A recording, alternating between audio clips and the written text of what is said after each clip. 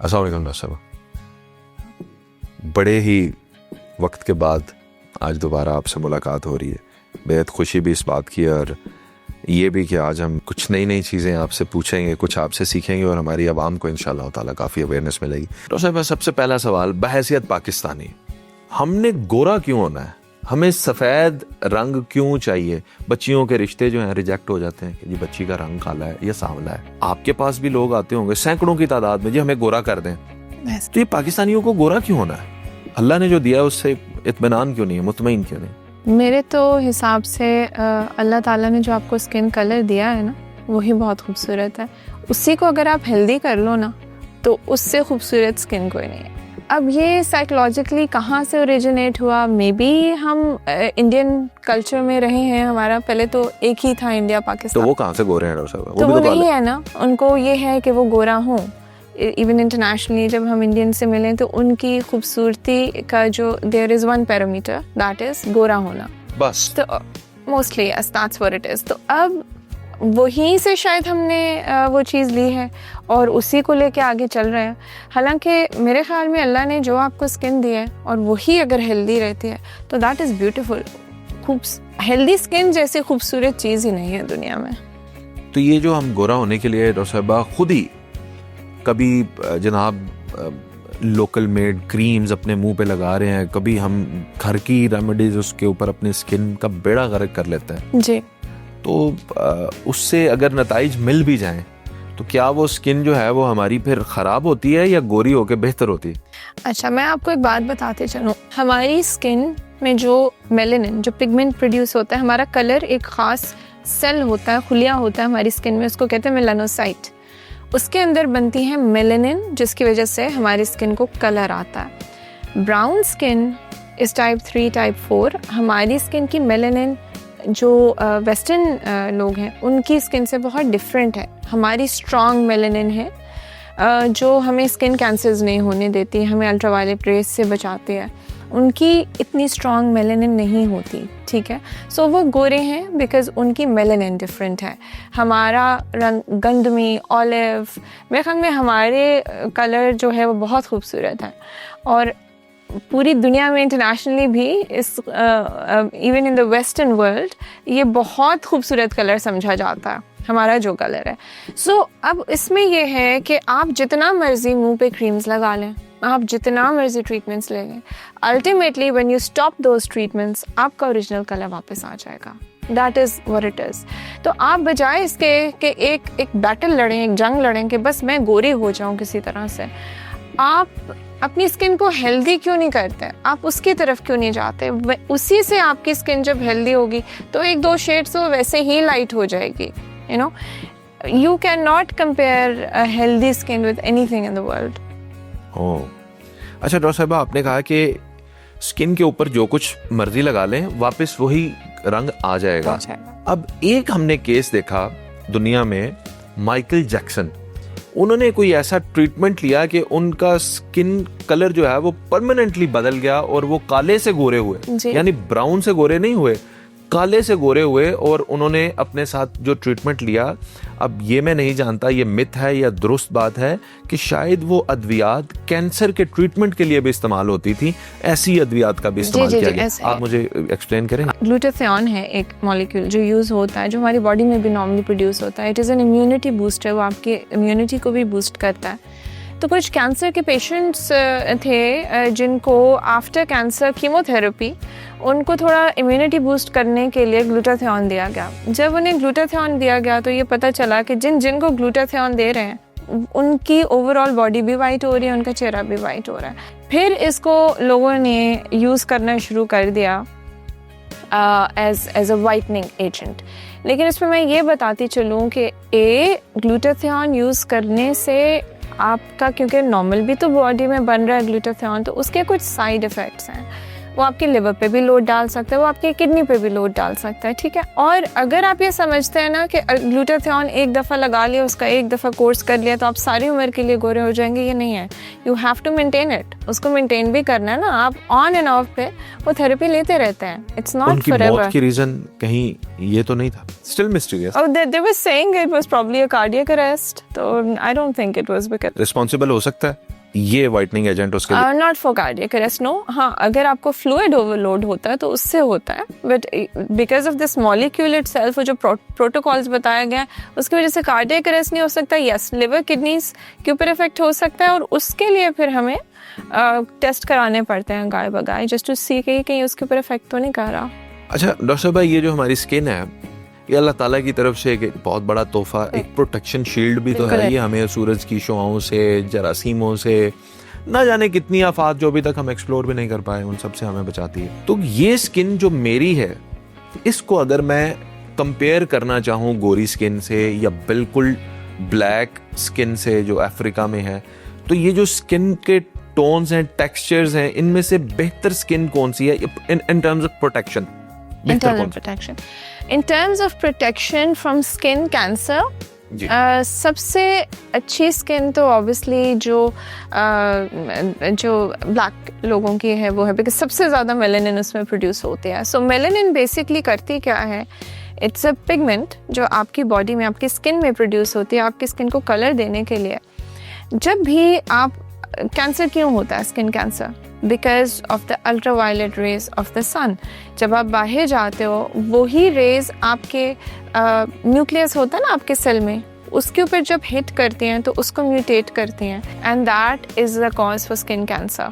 अब वो करती क्या है ये मेलानिन, के उस न्यूक्लियस के ऊपर एक शील्ड बना देती है, अम्ब्रेला बना देती है, ताकि अल्ट्रावायलेट रेज उसको हिट ना कर सकें, जिसकी वजह से म्यूटेशन नहीं होती और कैंसर नहीं होता।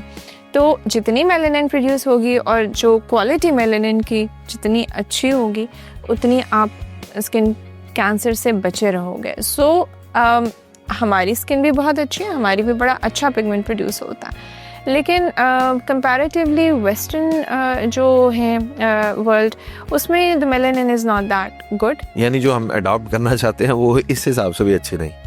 जी, वो नहीं इतनी अच्छी। एंड बेसिकली तो वेस्टर्न वर्ल्ड जस्ट लव्स हमारा स्किन का कलर जो ब्राउन है, वो तो टैनिंग बेड्स में लेटे होते हैं, उनको तो ये कलर चाहिए जो हमारा। यही रीजन तो नहीं है कि वो एशियन लोगों से शादियां करते हैं कि बच्चे हमारे?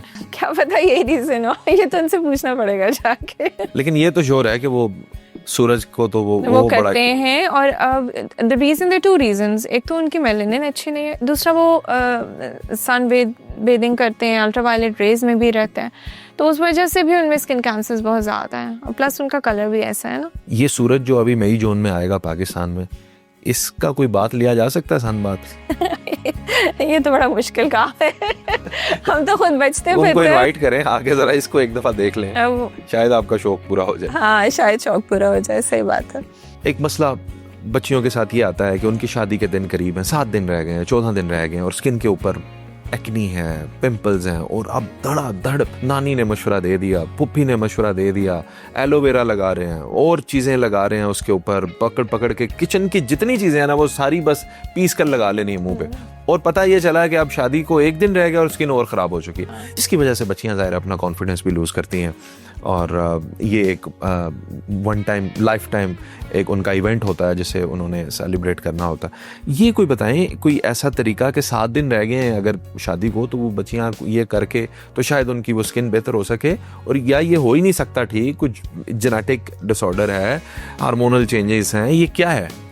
स्किन के बहुत सारे जेनेटिक डिसऑर्डर्स तो होते हैं, तो वो तो मेडिकली ट्रीट किए जाते हैं, ठीक है। There blisters on the skin, आपके बहुत सारे लोगों के फ्रेकल्स भी जेनेटिक होते हैं, और कुछ डिजीज़ेज़ होते हैं जिसमें फ्रेकल एक हिस्सा होता है उसका, बट वो लोग हैं जिनको जेनेटिक इश्यूज़ हैं। Now we talking about normal people, ठीक है। जब आप नॉर्मल लोगों की बात करें तो स्किन पिगमेंटेशन भी होती है हमारी बच्चियों में आजकल क़ज़ा की वजह से स्पेशली, और प्रॉपरली अपने टाइम पे ना सोने की वजह से बहुत दाने निकलते हैं फेस पे, फ्रेकल्स होते हैं, छाइयाँ, कील, वहाँ से चेहरे पे बाल, ठीक है। अगर आप अपनी स्किन टाइप को जाने बगैर गलत अशिया का इस्तेमाल करेंगे तो आपका स्किन बैरियर है ना, जो कि जिसने आपके इंटरनली हर चीज़ को संभाला है वो ख़राब होगा। जब आपका स्किन बैरियर ख़राब होगा तो आपकी स्किन में बहुत सारे प्रॉब्लम्स आएंगे। हमारे स्किन के ऊपर गुड बैक्टीरिया होता है जो कि हमें बाहर के bacteria, it lives on our skin, this is bacteria that lives on our skin और that is important for our skin. अच्छा। तो इस वजह से इम्पॉर्टेंट है कि ये बाहर के बैक्टीरिया को इन्वेड नहीं करने देता और वो एक ख़ास मिकदार में, एक ख़ास काउंट पे हमारी स्किन में रहता है। अगर उसका अपना काउंट बढ़ जाए, अगर आप ख़राब किस्म की चीज़ें यूज़ करें, आप हार्श स्क्रबिंग करें या आप कुछ इस तरह की चीज़ें यूज़ करें जिससे स्किन बैरियर ख़राब होगा आपका, तो उससे एक तो वो जो ऑलरेडी आपके ऊपर नॉर्मल कमेंसल्स हैं आपकी स्किन पे, एक तो वो ओवरग्रो करते हैं और बाहर के बैक्टीरिया भी अटैक करते हैं। So your skin becomes more prone to damage, it becomes more prone to infections, it becomes more prone to a lot of other things. उसमें होता ये है कि अब ये जैसे क्रीम्स यूज़ करते हैं, उसमें स्टीरॉयड होती है, मर्क्यूरी होती है, जो फॉर्मूला क्रीम्स होती हैं, वो क्या करते हैं, एक मैजिकली आपको एक हफ्ते के अंदर एक ग्लोई स्किन देते हैं, but what they are actually doing is कि आपकी कोलेजन को तोड़ती हैं और आपकी स्किन को पतला करती हैं और जब आप वो छोड़ते हो तो स्किन उसको मांगती है वापस, it becomes addicted to that और फिर होता ये है कि कील वहाँ से चेहरे पे बाल ये सारे स्टार्ट हो जाते हैं। तो टोटके खाम में इस तरह यूज़ करना तो मैं बिल्कुल भी नहीं कहूँगी कि करने चाहिए। तो क्या करें? अब शादी है 7 दिन, मैंने पूछा था 14 दिन। देयर आर प्रोफेशनल्स, अब तो इतने सारे अच्छे क्लिनिक्स खुल गए हैं, एस्थेटिक फिजिशियंस नहीं कोई हैं। बच्चियां अफोर्ड कर सकते हैं इंशाल्लाह। डॉक्टर के पास जाना तो है ना। I mean if it is your skin, आपको इसको ठीक कराना है तो बजाय इसके, अच्छा आप ये बताएं अगर किसी को अपेंडिक्स है खुदा ना खास्ता, तो वो खुद से ऑपरेट करेगा या घरेलू टोटके यूज़ करके करेगा? अपेंडिसेक्टमी कराएगा ना, सर्जन के पास वैसे वाकया हुआ है, YouTube से देख के एक बंदे ने अपना ऑपरेशन किया। Oh, that is so wrong. It went wrong. Of course it did. So I mean, if you can go to a surgeon, अगर खुदा न खास्ता आपको डायबिटीज है, आपको हाइपरटेंशन है, you want proper protocols for it. अच्छा, हमारा ये तो भी मसला है ना कि हम इतना इम्पोर्टेंट समझते भी नहीं है ना स्किन को, हम इसे दिल नहीं समझते, गुर्दे फेफड़े नहीं समझ रहे हम इसको। नॉर्मल है, स्किन है, जख्म हो गया, कोई बात नहीं। स्किन हमारी बॉडी का लार्जेस्ट ऑर्गन है ऑल ओवर द वर्ल्ड। अगर आप देखें, और this is psychology, people who are better in appearance, मैं फीचर वाइज बात नहीं कर रही, मैं ये कह रही हूँ कि आप ओवरऑल आपके अपीयरेंस अगर बेटर है, आप ज़्यादा सक्सेसफुल हैं फॉर सम रीज़न और the other. People who look more pleasant, people who look more well kept, yes, they're more successful in the world, they get more favors, you know. तो why are you playing with your skin? वो एक इतना integral part है आपके face का, it makes your personality, you know, overall. तो बजाय इसके कि आप खुद से टोटके इस्तेमाल करें, आप प्रोफेशनल हेल्प क्यों नहीं ले रहे? जब बाकी चीज़ों के लिए ले रहे हैं तो इसके लिए क्यों नहीं ले रहे? Acne is a medical problem, ये कोई हुस्न का मसला नहीं है। एक्ने एक प्रॉपर एंटीबायोटिक्स है, हम उसको ट्रीट करते हैं, ठीक है। जो हम एस्थेटिक प्रोसीजर्स देते हैं उनके पीछे एक पूरा साइंस है। इट्स नॉट कोई रैंडम सी चीज़, कोई क्रीमें लगा के हम मल नहीं रहे। हर चीज़ के पीछे एक साइंस है। जो प्रोसीजर हो रहे हैं, जो इलाज हो रहा है, वो साइंस के मुताबिक हो रहा है। सो ये अवेयरनेस आप जैसे लोग, जिनके लोग देखते हैं, इन्होंने ही क्रिएट करनी है ना। That's why we are here. Yeah. Home remedies को आप सजेस्ट करती हैं या रिजेक्ट करती हैं? मैं मोस्टली रिजेक्ट करती हूँ। I am in favour of aloe vera, वो भी एक ख़ास तरीके से निकाली जाए तो। वो क्या तरीका है? वो एक आप जब प्लांट से निकालते हैं तो यू जस्ट मेक श्योर कि उसका जो बिल्कुल सेंटर वाला जो पार्ट है ना, जब आप उसको काटते हो और उसके अंदर वो जो पत्ता आ जाता है, पत्ते के थोड़े से पार्टिकल्स आ जाते हैं, वो ना आए, because they can also cause allergies to your skin. So aloe vera gels वैसे भी मिलती हैं, एलोवेरा इज़ फाइन, पर अदर देन दैट आजकल जैसे राइस स्क्रब्स यूज़ करते हैं लोग। आप क्या कर रहे हो? आप मैकेनिकली एक्सफोलिएट कर रहे हो अपनी स्किन को, एक इंजरी दे रहे हो, आपकी स्किन बैरियर ख़राब हो रहा है। मुल्तानी मिट्टी, मुल्तानी मिट्टी, हाँ मुल्तानी मिट्टी में भी शिफा है, बट उसको भी एक यूज़ करने का तरीका है ना। यू कैन जस्ट दिन में 3 दफ़ा मुल्तानी मिट्टी होगी तब ना। मैं तो ये कह रहा हूँ पता नहीं कौन सी मिट्टी एग्जैक्टली ऑनलाइन मिल रही है, आपको क्या पता वो मुल्तानी है? एग्जैक्टली, बिल्कुल ऐसा ही है। सो आई थिंक कि instead of playing with your skin, आप प्रोफेशनल हेल्प लें। आप प्रोसीजर्स में नहीं जा सकते, आप कंसल्टेशन तो पे कर सकते हैं ना। अब लोगों को बहुत शोर हो गया है। दूसरी बात मैं ये बताना चाह रही हूँ कि जो हम सोशल मीडिया पे देखते हैं, बहुत सारे सिरम्स का, बहुत सारे प्रोडक्ट्स का मार्केटिंग हो रही होती है। वो प्रोडक्ट्स हो सकता है अच्छे भी हों, लेकिन प्रॉब्लम ये है कि वो हर स्किन टाइप के लिए नहीं होते हैं। आपकी अपनी स्किन है, उसके मुताबिक प्रोडक्ट्स हैं, उसके मुताबिक आपने सनस्क्रीन यूज़ करनी है, आपने स्किन के मुताबिक मॉइस्चराइज़र यूज़ करनी है। वन साइज़ फिट्स ऑल नहीं होता ना। तो फिर ये जो प्रोसीजर्स हैं कि कोई हाइड्रा फेशियल ले रहा है आजकल, कोई किसी किस्म के, पता नहीं फेशियल कितनी किस्म के आ गए, हमें तो नाम भी नहीं आते, तो वो भी स्किन टाइप के अकॉर्डिंग होंगे या कोई भी ले सकता है? नहीं, लेकिन हम तो घर में ही चूज करके जाते हैं, हमने आज जाके ये वाला लेना है। नहीं, वो फिर आपको जो आगे बैठे होते हैं वो गाइड करते हैं कि आपके लिए अच्छा नहीं है, ये अच्छा वो तो है। पैसों के अकॉर्डिंग गाइड करते हैं ना, पर्स में पैसे कितने हैं? नहीं, उसके अकॉर्डिंग नहीं होता, आपकी स्किन के अकॉर्डिंग होता है कि क्या यूज करना है, ये किस तो आप तरह से। प्रोटोकॉल्स वो बता रही हैं जो फॉलो होने चाहिए, मैं वो बता रहा हूँ जो फॉलो होते तो हैं। ये पे गलत है ना। हाँ, कि आप चाहे अब एक फेशियल है उसकी प्राइस ज्यादा है, यानी गोल्ड और प्लैटिनम है, तो आप वो लें क्योंकि वो महंगा है तो अच्छा होगा, नहीं, ऐसा- लेकिन वो मेरी स्किन को क्या करेगा? हाँ, एग्जैक्टली। तो वो आपने उसके अपनी स्किन टाइप के मुताबिक चलना। ज़रूरी नहीं है कि हर फेशियल आपको सूट करे, जिस तरह ज़रूरी नहीं है कि हर मॉइस्चराइज़र और हर सीरम आपको सूट करे। So it has to be according to your skin type. ऐसे आप ब्लाइंडली नहीं जा सकते कहीं भी। डॉक्टर साहब, आपके पास तो फिर लाखों लोग आए, तो उनमें कोई ऐसा एक्सपीरियंस अपना शेयर करना चाहेंगे जो कोई गोरा होना चाहता था, या अपने नाक को या अपने मुंह को किसी खास सेलिब्रिटी की तरह बनाना चाहते हो? बहुत दफा रीजन क्या होती है? आई थिंक आप social media has a big role to play in it. आप जब किसी को देखते हो और आप देखते हो, you attribute success, you attribute glamour to a certain face. आप किसी को आइडियलाइज करते हो, आप उसकी तरह होना चाह रहे हो, एक ह्यूमन नेचर है, ठीक है। और जब आपको लगता है कि आप वैसे बन सकते हैं और आप किसी को आइडियलाइज करें, you want to look like them, तो then you try your level best कि आप ऐसे लगें। फिर इस वजह से आप जाते हैं, आप डिफरेंट डॉक्टर्स के पास जाते हो और आप फिर ये कहते हो कि हमें ऐसा बना दें, which is basically not very possible. लेकिन कोई आया हो पैसों का बैग भर के, डॉक्टर साहब मुझे ऐसा बना दें, हो नहीं सकता। इट्स नॉट जस्ट, देखिए आपके एक ख़ास फेस स्ट्रक्चर है, ठीक है, आपकी बोन है, आपकी फेस किस चीज़ से बना है? मसल है, बोन है, फैट पैड्स है, स्किन है। सिर्फ स्किन तो नहीं है ना। अब इवन प्लास्टिक सर्जरी में आपकी बोन किस हद तक चेंज कर सकते हैं हम, यहाँ से फेस का स्कल किस हद तक चेंज कर सकते हैं, ठीक है। तो आई थिंक कि आप अपने आप को ही खूबसूरत बनाएं, उसी में थोड़ी सी ट्वीकिंग करके उसको बेहतर कर दें, बजाय इसके कि आपने किसी की तरह लगना है। अल्लाह ताला ने हर किसी को बड़ा खूबसूरत बनाया, हर किसी के चेहरे में कोई ना कोई बहुत खूबसूरत चीज़ होती है जो उसको अट्रैक्टिव बनाती है। I just feel and that's what I tell my patients कि आप खुद में बहुत प्यारे हैं, आप अपनी बात करें। शायद आप दुनिया में पहली वो खातून हो गई जिसने उसे बताया कि आप इतने खूबसूरत हैं, तो हो सकता है उससे पहले उसे कोई कहता तो आता ही ना, हो सकता है, पता नहीं, आई डोंट नो, बट मेरे तो ख्याल में हर किसी के, अल्लाह ताला ने हर किसी को कैरेक्टर वाइज भी और फेस में भी कोई ना कोई बहुत प्यारी चीज़ दी हुई होती है जो जिसकी वजह से वो स्टैंड आउट करता है। लेकिन बहुत सारे लोग समझ नहीं पाते। हर किसी को अपनी वो चीज़ पता होती है कि मेरी ये चीज़ है, अनफॉर्चुनेटली नहीं पता होती, ताकि वो उस पर थोड़ा सा फोकस कर ले। नहीं पता होती। और दूसरी बात ये कि अल्लाह ताला ने ना एक पावर हाउस हर इंसान में डाला हुआ है आपके अंदर, हर किसी की। अब अगर कोई कहे कि ये अच्छा साइंसदान नहीं है, हो सकता है वो बहुत अच्छा साइंटिस्ट ना हो लेकिन बहुत अच्छा आर्टिस्ट हो।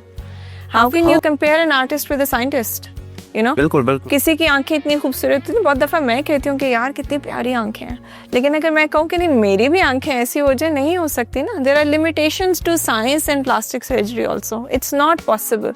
आप अपने आप को अपने अंदर ही कॉन्फिडेंस लाएं। तो वो आपके अंदर वो क्या चीज़ है जो आपने फिगर आउट की कि ये स्टैंड आउट कराती है मुझे दूसरे लोगों से? मुझे तो ये लगता है कि मैं बस I am just obsessive about things. जब मुझे लगता है कि मुझे कोई चीज़ अचीव करनी है मैं बस, मेरा वही गोल हो जाता है, मुझे फिर आगे पीछे तो मुझे लगा कुछ चेहरे में आप मुझे बताएंगे। आई वाज लुकिंग कि वो क्या है।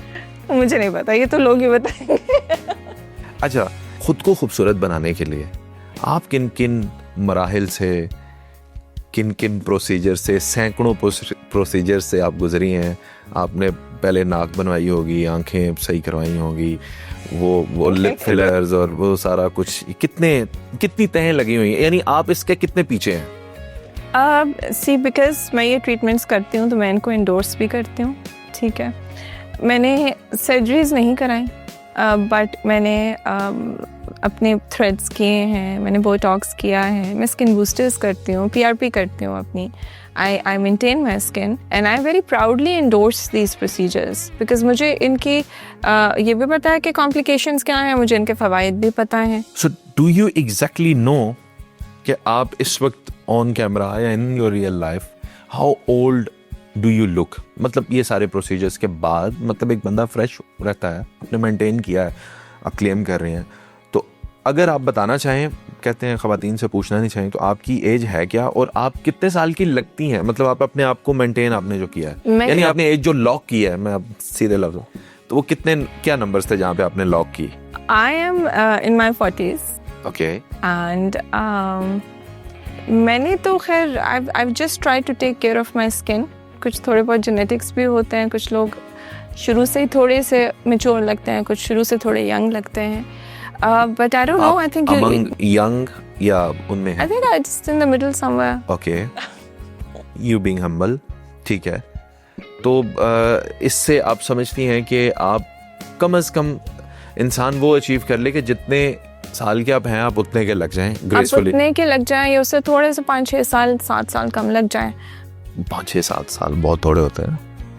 नहीं, वो सर्जरी देखिए लिमिटेशंस है ना हर प्रोसीजर की. आप अगर लेट 30 से ये प्रोसीजर स्टार्ट करते हैं तो आप काफ़ी हद तक अपनी स्किन को, कोलेजन को, अपनी जो सैगिंग है उसको मेंटेन कर सकते हैं. अगर आप थोड़ा लेट स्टार्ट करते हैं तो फिर ज़रा प्रोसीजर्स और एग्रेसिव हो जाते हैं. अगर आप 60s में स्टार्ट करते हैं तो हम जनरली ये कहते हैं कि इन प्रोसीजर्स के साथ साथ आप अगर बहुत लिफ्ट चाह रहे हैं तो फेस लिफ्ट सर्जरीज भी कराएं. सो लाइक आई सेड कि हर प्रोसीजर हर किसी के लिए नहीं होता, हर प्रोसीजर हर एज के लिए नहीं होता, you know, so it just depends. Customized treatment है. We look at your face and we tell you कि आपको ये चाहिए या ये नहीं. Instagram का customized filter है, आप जैसे दिखना चाहें आप दिख सकते हैं. नहीं, जैसे नहीं, limitations है हर जगह पे. हाँ जी. एक खातून जिसकी उम्र 60 या 70 साल है, कोई भी प्रोसीजर करके to the best of your knowledge, उसकी एज को कहाँ तक डिक्रीज किया जा सकता है? उसको 30s में लाया जा सकता है? 60s वाली आप सर्जिकल प्रोसीजर कह रहे हैं? सब कुछ मिला के? हाँ जी, 40 तक तो लाया जा सकता. यानी 70 साल की, ये सुन लें आप ख़वातीन जिनको आप अक्सर कैमरे पे देखते हैं, मैं अभी इस वक्त बात नहीं कर रहा जो मेरे साथ हैं उनकी, लेकिन 70 साल की अगर कोई खातून हो तो वो 30-40 की लग सकती हैं. 40 तक के लग सकते हैं जी. बहुत बड़ा धोखा है दोस्तों. इससे बचना चाहिए. आगे बढ़ते हैं सवालात में. एक इंसान की स्किन क्या डिस्क्राइब करती है आपको एज ए डॉक्टर? मैं आया हूँ, मैं आपके पास, मेरी एक स्किन है, मेरा एक चेहरा है, क्या ये कोई वाइब देता है कि ये इंसान कैसा होगा? क्योंकि हम अक्सर, आपने देखा, हम कहते भी हैं यार इस बंदे के तो शक्ल से ही नफरत है मुझे. वो शक्ल तो नहीं है ना, बेसिकली तो स्किन है उसके ऊपर, इंसान तो उसके अंदर रह गई. तो ये मेरी स्किन क्या मैसेज दे रही है लोगों को? नेगेटिव भी देती है? I don't think so. मेरे ख्याल में तो एक ओवरऑल ऑरा होता है एक बंदे का, ठीक है. अगर कोई कहता है शक्ल से नफरत है तो वो ज़रूरी नहीं है कि फीचर्स या स्किन के बारे में बात कर रहा हो. वो बेसिकली हो सकता है उनके नेचर के बारे में बात, अमल भी हो कोई. हाँ, लेकिन यस, आपकी जो स्किन है वो बताती है कि आप कितने केयरलेस हैं अपने आप को लेके, अपनी बॉडी को लेके, अपने सेल्फ केयर को लेके, या कितने आप प्रोएक्टिवली उसके लिए काम कर रहे हैं. नाउ एक कोई अंदर पेशेंट आ रहा है, उसके चेहरे पे बहुत मिलाजमा है, आप जब बहुत ज़्यादा धूप में जाते हो, सन ब्लॉक का इस्तेमाल नहीं करते, ख़ास चेंजेस आपकी स्किन पे क्रॉनिक सनलाइट एक्सपोजर से आते हैं तो वो भी पता चलता है. अगर आपकी ऑयली स्किन है और उसको प्रॉपर्ली क्लेंस नहीं कर रहे, वो भी पता चलता है. एक्ने अगर आपको है, आप उसका ख्याल नहीं कर रहे, उसकी स्कारिंग से, उसकी पिगमेंटेशन से पता चलता है कि आप कितना ख्याल कर रहे हो. So yes, it shows how careless a person is about their body. Because skin सिर्फ ये नहीं है कि आप सिर्फ मुंह पे चीज़ें लगा के तो खूबसूरत हो जाएं या सिर्फ वो प्रोसीजर्स करा के. It is a whole life style. आपने अपनी पूरी लाइफ स्टाइल को चेंज करना है अपनी स्किन को अच्छा करने के लिए. तो yes, it shows us how आपकी डाइट कैसे है. यहाँ पे जैसे अक्सर लोगों की कैंथोसिस नाइग्रिकन्स, थिक से काले काले सी गर्दन हो जाती है पीछे से. It shows insulin resistance. तो आपकी बॉडी में बहुत सारी चीज़ें, सिस्टेमिक डिजीज़ेज़ होती हैं जो आपके स्किन के ऊपर, उनकी कुछ मैनिफेस्टेशंस होती हैं जो आती हैं, तो उससे पता चलता है. कुछ एक्सप्लेन करेंगे? फॉर एग्जांपल मैंने जैसे आपको कहा कि इंसुलिन रेजिस्टेंस होगी तो आपके यहाँ पे वो एकेंथ्रोसिस नाइग्रिकेंस होते हैं। स्टमक में जनरली होता ही है, and I will say this, not just the stomach, the whole gut. एक खास जिस तरह हमारी स्किन के ऊपर बैक्टीरिया मैंने आपको बताया, उसी तरह हमारे स्टमक का बैक्टीरिया होता है। हमें उसका ख्याल रखना है। हम जब गलत उसके अंदर चीज़ें डालेंगे तो that will affect our overall health and our skin also. अच्छा, इसमें आपको एक्ने के इश्यूज भी हो सकते हैं, ठीक है। अब जब अल्टीमेटली फॉर एग्जांपल मैं आपको छोटा सा एग्जांपल देती हूँ, बहुत सारे बच्चियाँ हैं जिनको पॉलीसिस्टिक ओवरीज का इशू है, जिनके पीरियड्स या साइकिल रेगुलर नहीं होती बिकॉज उनकी डाइट सही नहीं है। अब गट कहाँ पे आ रहा है? मेन स्टेज और ट्रीटमेंट है पीसीओएस का वो ये है कि आप अपने वज़न को ऑप्टिमल रखें। आपका जब वज़न ऑप्टिमल होगा, आपकी डाइट ठीक होगी, तो पीसीओएस आपके ऑटोमेटिकली बेहतर हो जाएंगे, बजाय इसके कि आप हार्मोन्स और ये चीज़ें लेना शुरू करें। अब उसके स्किन पे क्या इम्प्लिकेशंस हैं पीसीओएस पे? आपके चेहरे पे बाल निकलने शुरू हो जाते हैं, आपके चेहरे पे एक्ने आना शुरू हो जाता है, आपकी स्किन डल होनी शुरू हो जाती है, कील वहाँ से ये बनने शुरू हो जाते हैं, आपके बाल गिरने शुरू हो जाते हैं। सो इनडायरेक्टली और directly a lot of conditions in our skin are related to our diet. तो वो चीज़ें आपने देखनी ही देखनी। इसका मतलब है स्किन तो हमसे बात करती है। बिल्कुल। सो अब कोई आ रहा है पीसीओएस के साथ, हम देखते हैं, हम हार्मोनल टेस्ट कराते हैं। थायराइड डिजीज़ को ले लें। थायराइड में आपके बाल ब्रिटल हो जाते हैं, गिरने शुरू हो जाते हैं। आपको विटामिन D3 डेफिशिएंसी में बाल गिरने शुरू हो जाते हैं। आयरन की कमी है, छाइयाँ नहीं ठीक हो रही, आयरन कम है, आपके अंडर आई सर्कल्स बन गए हैं। So your skin tells you what you are going through. Stress में आपकी पिगमेंटेशन ज़्यादा हो जाती है। So I mean you look at the patient. वही मैं कह रही हूँ कि आप जब पेशेंट को देखते हो, उनकी स्किन टाइप देखते हो, बहुत सारे क्वेश्चंस ऑटोमेटिकली आपके जहन में आ जाते हैं। And I will say this again, one kind of treatment does not fit all.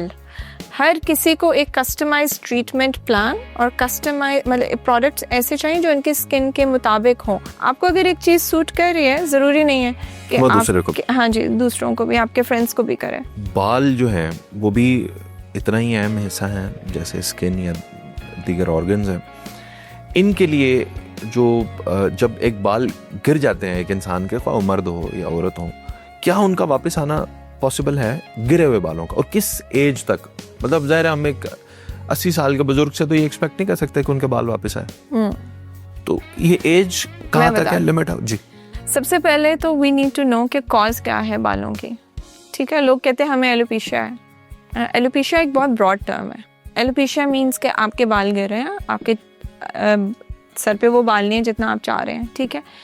अब इसमें दो चीज़ें, आर यू डिजीज्ड, आपको SLE एक डिज़ीज़ है, DLE एक डिज़ीज़ है, कोई सिस्टमिक डिजीज़ होते हैं जिसमें आपके बाल गिरते हैं। तो हमने पहले तो ये देखना है कि ओवरऑल क्या पेशेंट हेल्दी है, बाल की गिरने की वजह क्या है, ठीक है। कुछ होते हैं जो आपकी स्किन के अंदर इन्फेक्शंस होते हैं जिसकी वजह से आपके बाल गिरना शुरू हो जाते हैं। एक किस्म के बालों का गिरना, पीसीओएस जैसे मैंने अभी बताया है कि बच्चियों को साइकिल्स रेगुलर नहीं होते, हार्मोनल डिस्टर्बेंसेस होती हैं, थायराइड का इशू होता है जिसकी वजह से आपके बाल गिरते हैं।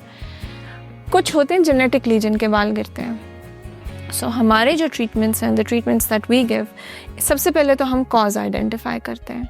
और वो टेस्ट्स होते हैं, आपके सिम्टम्स होते हैं, आपसे पूछा जाता है आपके साइकिल्स के बारे में, आपके कुछ सिम्टम्स होते हैं, जैसे फॉर एग्जांपल थायराइड है, उसके ख़ास सिम्टम्स होते हैं, उसके बारे में पूछा जाता है। फिर टेस्ट्स दिए जाते हैं according to your symptoms and according to जो हमें नज़र आ रहा होता है।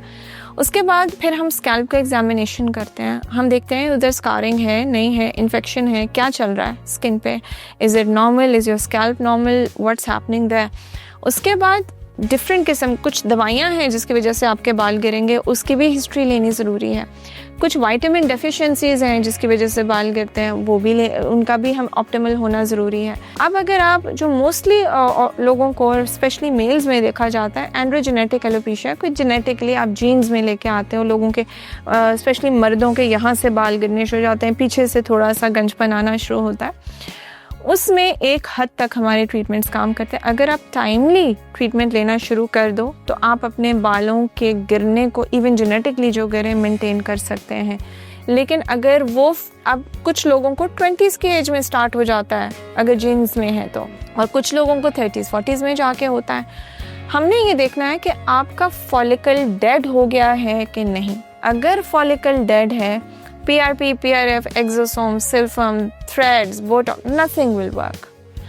अगर आपका फॉलिकल जिंदा है, वीक है, तो यस वो बिल्कुल रिवाइव हो सकता है, लेकिन इसको maintain. What is follicle? Hair follicle जो है वो एक ओपनिंग होती है जिसमें से आपका बाल निकलता है। वो एक ओपनिंग स्किन के अंदर होती है, उसके अलग से ब्लड सप्लाई है, उसके अलग से नर्व सप्लाई है, और वो एक पूरा अपने अंदर एक छोटा सा यूनिट है। जैसे ट्रांसप्लांट करते हैं ना, तो वो फॉलिकल पूरा उठा के पीछे से आगे लगाते हैं। ये पूरे स्कल का एग्जामिन हो जाता है किसमें? हाँ जी, इसको आपको देखो कि भी पता चल जाता है, और कुछ मशीन्स भी हैं जिससे पता चलता है, तो you can find out exactly. But अगर आपके बाल केमिकली ट्रीटेड हैं और उस वजह से गिर रहे हैं, कुछ लोगों की सर्जरीज वगैरह होती है, इसको कहते हैं टीलोजेन एफ्लूवियम। जब आप सर्जरीज वगैरह करते हैं या किसी चाइल्ड बर्थ से औरत गुजरी है, उसके 4 महीने बाद आप देखते हैं कि बाल गिरे होते हैं। This is a natural phenomena, आपका बाल गिरेगा बिकॉज वो बॉडी जब शॉक में जाती है, जब रिकवर करती है, 4 मंथ्स के बाद वो बाल गिरने शुरू होता है, क्योंकि आपके हेयर साइकिल इस तरह की है। इसी तरह जब आप सर्जरीज के अलावा अगर आप कीमोथेरेपी ले रहे हैं, आपने देखा है कैंसर पेशेंट्स के सारे बाल, that is called anagen effluvium, और वो वापस भी आ जाते हैं। तो you need to understand the cause behind it. कुछ चीज़ें रिवर्सिबल हैं और कुछ नहीं है।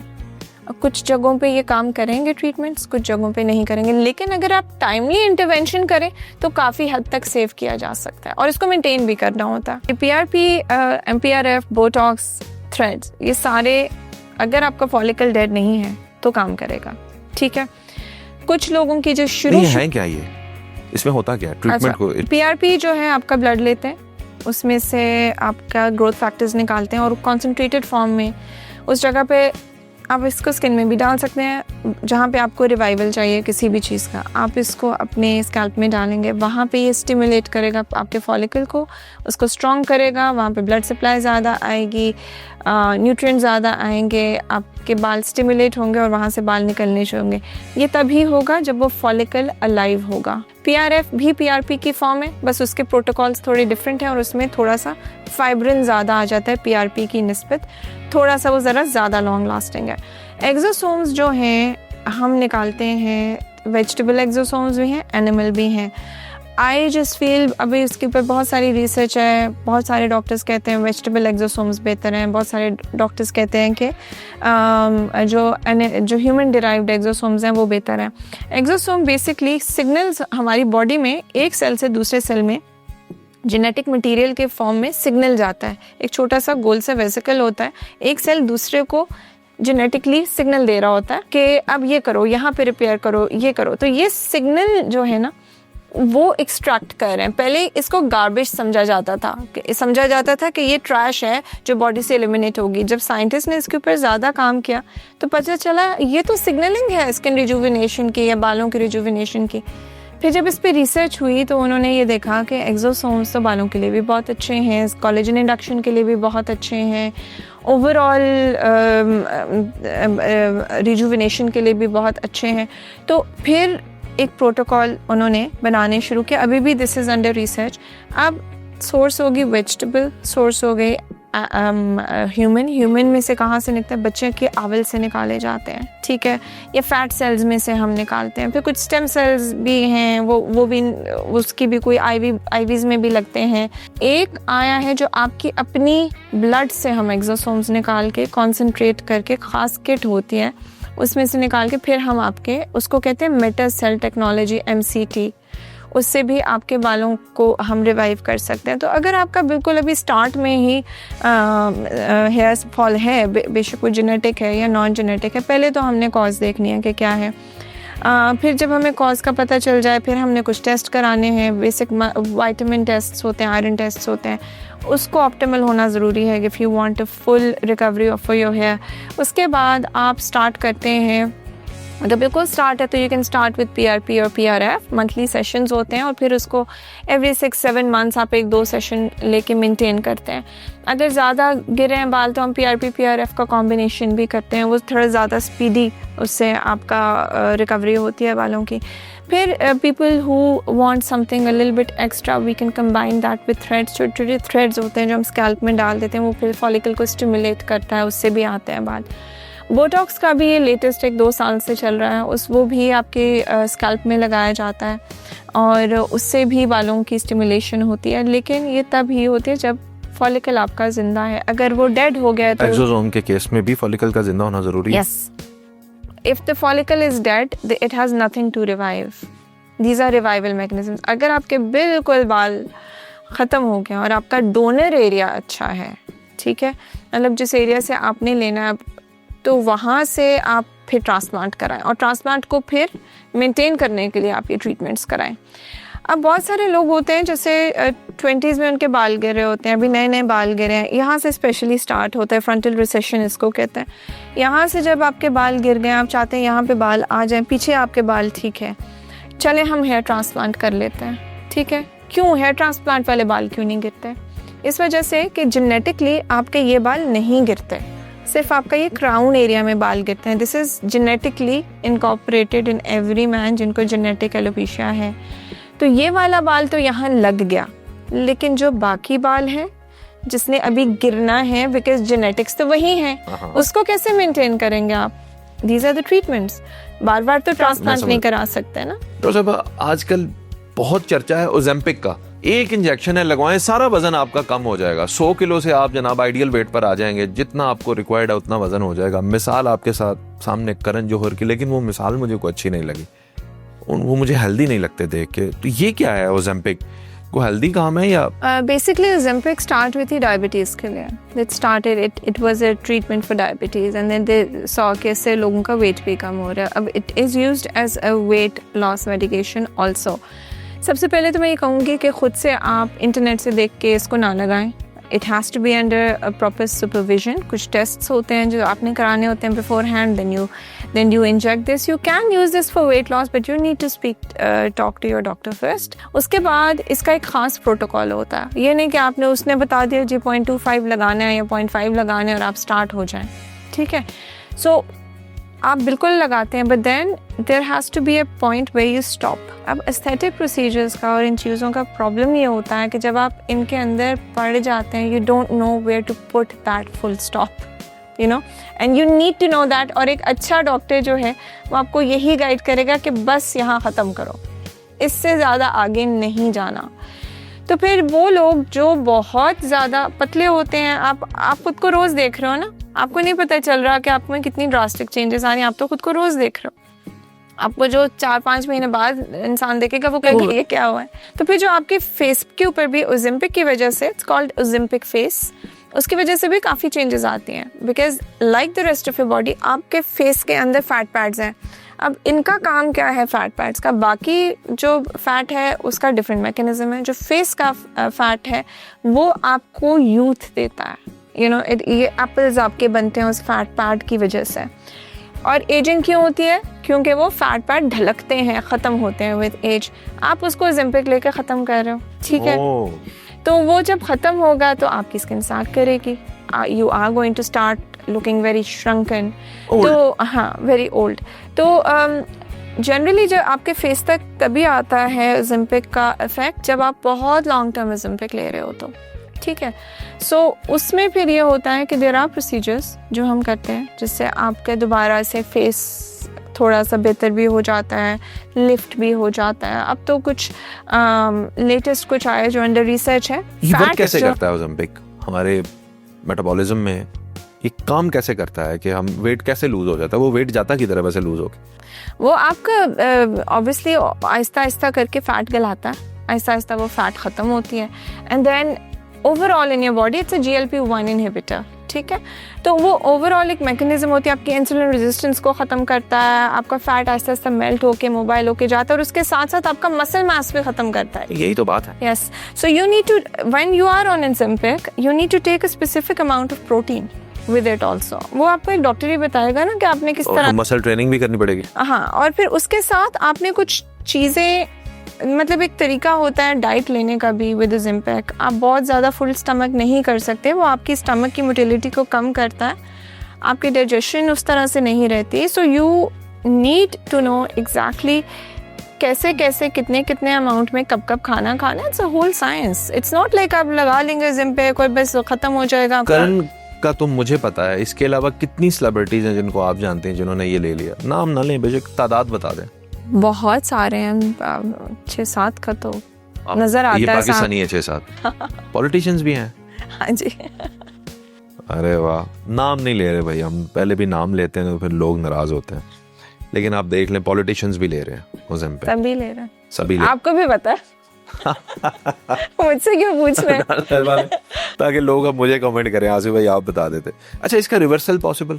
एक बंदे ने Ozempic ले लिया, अब उसे पता नहीं था मैं इतना बूढ़ा दिखूंगा या मेरे साथ ये हो जाएगा, you do gain the weight back. Yes, कर सकते हैं। यस, आप गेन बैक, बल्कि जब आप ये छोड़ते हैं थोड़ा थोड़ा, आप अपनी आहिस्ता आहिस्ता अगर आप अपनी डाइट को कंट्रोल नहीं करते तो you can come back to that right again and you can start gaining weight back. Yes, absolutely you can. Face का फैट थोड़ा सा ज़रा टाइम लगा के आता है वापस, और कभी कभी बहुत उतना नहीं आता वापस जितना आपको चाहिए होता है जैसे पहले था। सो अब उसके लिए कुछ ट्रीटमेंट्स अवेलेबल हो गए हैं, एंड सबसे पहले तो prevention is better than cure. You know, इस पॉइंट तक लाओ ही ना आप अपने आप को कि आपका फेस बिल्कुल सैग कर जाए। Aesthetic procedures versus surgical procedures, क्या बेटर है? इंसान किस तरफ जाए? It really depends. पतला ही होना है, चले मिसाल ले लें। हाँ। एक तरफ है अदनान समी, एक तरफ है करण जौहर। क्या पतले होने के लिए भी प्रोसीजर्स हैं, लेकिन मैं सबको ये बताते चलूँ कि हर प्रोसीजर के लिए मेंटेनेंस ज़रूरी है। अब फॉर एग्जांपल अगर कोई 50 अबव आता है और उसकी स्किन बहुत ज़्यादा सागे हुई हुई है and they want a proper face lift कि यूँ स्किन टाइट हो, तो उसमें आपने सर्जरी में जाना है। अगर आप 30s 40s में हैं और आपको बहुत ज़्यादा स्किन, या इवन अबव 50 आपको बहुत ज़्यादा स्किन टाइटनेस नहीं चाहिए, आप सिर्फ चाह लें कि आप थोड़े से 6-7 साल यंगर लगो, आप ग्लो आए, आपके रिंकल्स हल्के मोटे ख़त्म हो जाएँ, तो you can go for non surgical invasive procedures also. लेकिन इट रियली डिपेंड्स कि आप क्या चाह रहे हो। यू नो, कुछ लोग चाहते हैं जैसे उनकी बहुत मोटी नाक है तो वो कहते हैं जी इसको पतला कर दें, वो सर्जिकली आप कर सकते हो। हम आपके नाक में 30% तक डिफरेंस ला सकते हैं एस्थेटिक प्रोसीजर्स के साथ। अगर फुल ऑन आपको चेंज चाहिए ना कोई चीज़, तो that is plastic surgery. So a lot of it depends on what. Bones को भी छेड़ते हैं प्लास्टिक सर्जरी में? नहीं, ज़्यादातर नहीं छोड़ते। प्लास्टिक इंसर्ट करते हैं? नहीं।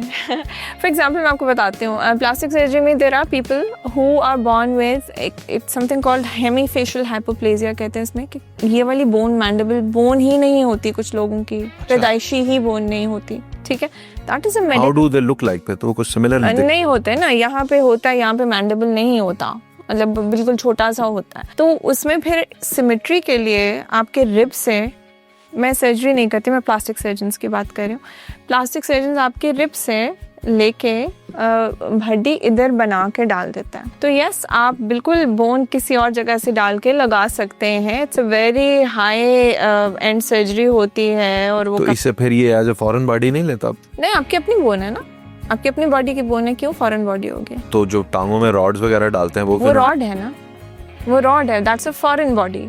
आपकी अपनी बॉडी तो आपकी बॉडी को रिजेक्ट नहीं करेगी ना, ये तो रिजेक्ट तो उसको भी नहीं कर रही ना। नहीं, वो तो फिर दवाइयाँ देते हैं उसके लिए। ओह हाँ, वो देयर स्पेशल मेडिसिन जो कि शुरू में आपकी बॉडी से जब तक यूज्ड टू नहीं होती, they give you medicine so you don't react to it. Oh अच्छा अच्छा अच्छा, ये इतना इजी नहीं है जितना हम समझ रहे थे। तो वो फिर उनके लिए वो सेम हो जाता है जैसे हाँ, आपके अपने रिब है ना, आप इधर से निकाल के इधर डालो तो बॉडी को। सारी प्लास्टिक सर्जरीज में अपने ही जिस्म की चीजें यूज होती हैं? मोस्टली प्लास्टिक सर्जरी नहीं, सारी में नहीं होती। मतलब जैसे प्रोस्थेटिक, यहाँ पे चिन एनहांसमेंट के लिए कुछ करते हैं सर्जन्स, मैं तो नहीं करती सर्जरी, लेकिन जो करते हैं सो जिनको चिन ऑगमेंटेशन चाहिए उसमें वो स्पेशल बनाते हैं, कोई कास्ट सी बना के डाली जाती है। तो it's a whole new game. Even जैसे डेंटिस्ट होते हैं वो भी यूज़ करते हैं ना आपके दांतों के लिए, स्पेशल वो कास्ट्स बनती हैं और प्रोस्थेसिस होती है, so they do all of these things also. मैं समझ गया जी। हमने देखा कि होंठ जो हैं वो लिफ्ट किए जा सकते हैं, गालों को बेहतर, नोज को बेहतर किया जा सकता है। ख़वातीन के अंदर जाहिर है एक बहुत बड़ी अट्रैक्शन उनकी आंखें होती हैं, आंखों को बड़ा किया जा सकता है किसी प्रोसीजर से, और ख़ास कर के आंखों का रंग तब्दील किया जा सकता है? हाँ जी, ये कोई प्रोसीजर आया, मोस्टली कोई ऑफ्थल्मोलॉजिस्ट आए, डॉक्टर्स कह रहे हैं कि ये किया जा सकता है। हाँ, इसके बारे में मैंने बहुत ज़्यादा पढ़ा नहीं है, मुझे तो डेंजरस लगता है। मैं तो सोचती हूँ कि बस आंख से नज़र आना चाहिए। बाकी आप मेकअप से भी आंख को प्यारा कर सकते हो। हाँ, हमारे में जो है हम आंख और ये इसको अगर आईब्रोज को लें तो हम आईब्रो लिफ्ट भी करते हैं, हम आंखों को थोड़ा कुछ ट्रीटमेंट्स के साथ। आंखें अगर बड़ी होंगी तो वो ज़्यादा खुलेंगी या ज़्यादा लेंथ में बड़ी होंगी, मैं ये पूछना चाह रहा हूँ। लेंथ में बड़ी नहीं होती, लेंथ में बड़ी सर्जिकली अगर हो तो हो, लेकिन हमारे प्रोसीजर से लेंथ में बड़ी नहीं होती। हमारे प्रोसीजर से वाइड हो सकते हैं, आपका आईब्रो लिफ्ट हो सकता है, ज़्यादा खुली आंख हो सकती है। थोड़ा अग्रेसिव नहीं लगेंगी आप? नहीं, ये अग्रेसिव नहीं है, हल्का सा होता है टच, मतलब। और कलर का आपने बताया कि आया है कोई परमानेंटली आपके आंखों के कलर को तब्दील करेगा? हाँ जी, ये बहुत सुना है, बट मैं आई डोंट नो एग्जैक्टली कि इसके क्या साइड। पाकिस्तान में ये नहीं हो रहा? सुना था किसी कहीं पे कुछ हो रहा है, but I am just something that I am not, मुझे जब तक पता नहीं है सारे। किसी ऐसी खातून को भी नहीं मिली, किसी ऐसी सेलिब्रिटी को भी यहाँ पे जिन्होंने भी पाकिस्तान में इतना ट्रेंड किसी ने अपनी है? हाँ, वो लेंसेज पहन लेते हैं जिन्होंने चेंज करनी होती है। तो वो तो आसान है ना? वो आसान है, बिल्कुल। लेंसेज के भी बड़े साइड इफेक्ट है, लेकिन अगर आप उसको केयरफुली यूज करो तो फिर क्यों ना करें। मतलब if somebody wants a different look then they can go for lenses and then कुछ केसेस में तो रिपोर्ट हुआ आई साइट ही लॉस वो हो गई। अगर आप प्रॉपर्ली यूज नहीं करो, आपकी आंख में इन्फेक्शन हो जाए तो ऑब्वियसली ऐसा तो होगा, तो आपने केयर तो करनी है ना। और जाहिर है उसमें क्वालिटी और वो चीजें भी होंगी। क्वालिटी भी है, और उसके अलावा आप कितनी सफाई रखते हैं लेंसेज की, दैट इज़ वेरी इंपॉर्टेंट। और अगर चलो इन्फेक्शन हो गई है तो आप अपने टाइम पे जाए ना डॉक्टर के पास, ताकि इतना क्यों वेट कर रहे हैं कि इतनी इन्फेक्शन फैल गई है आपकी कि आंखें खराब हो गई। हाँ, वो आपकी घरेलू टोटकों वाली बात आ गई कि हो सकता है उन्होंने गुलाब का डाला हो। एग्जैक्टली। तो you need to, if there is something wrong, please go to a professional. Thank you so much doctor साहिबा, मोस्ट वेलकम। हमेशा की तरह बहुत मज़ा आया आपके साथ गुफ्तगू के दौरान। न सिर्फ हमें सीखने को मिलता है बल्कि बड़े खुश अखलाक अंदाज से आप सारी बात समझाती भी हैं, और अल्लाह ताला ने जिस इल्म और जिस प्रोफेशन में आपको डाला है, आई होप कि आप अभी भी बेस्ट कर रही हैं, कीप ऑन डूइंग इट। आमीन। Thank you.